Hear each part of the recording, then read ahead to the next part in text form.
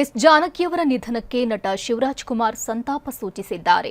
ಜಾನಕಮ್ಮ ಅವರ ನಿಧನ ವಿಚಾರ ತಿಳಿದು ದುಃಖ ಆಗಿದೆ. ಅಪ್ಪಾಜಿ ಜೊತೆಯಲ್ಲೂ ಸಾಕಷ್ಟು ಹಾಡುಗಳನ್ನು ಹಾಡಿದ್ದಾರೆ.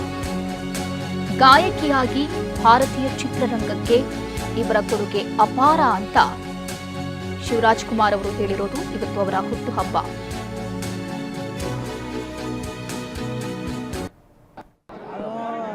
ಚೆನ್ನಾಗಿದೆ. ಬಟ್ ಸೇಮ್ ಟೈಮ್ ನಮಗೆ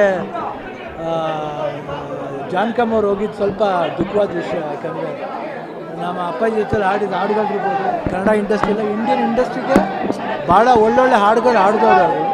ಆಮೇಲೆ ನಮ್ಮ ಚಿಕ್ಕ ವಯಸ್ಸಿಂದ ನೋಡಿದ್ದೀವಿ ನಾವು. ಸೊ ಅವರು ಹೋಗಿರೋದೊಂದು ಮನಸ್ಸಲ್ಲೊಂದು ನೋವಿದೆ. ಬಟ್ ಆದರೂ ಎಲ್ಲ ಅಭಿಮಾನಿಗಳು ಬರೋದಕ್ಕೋಸ್ಕರ ಅಭಿಮಾನಿಗಳಿಗೋಸ್ಕರ ಮಾಡೋದಷ್ಟೇ. ಅವ್ರು ಹೋಗಿರೋದು ದುಃಖ ಇದೆ.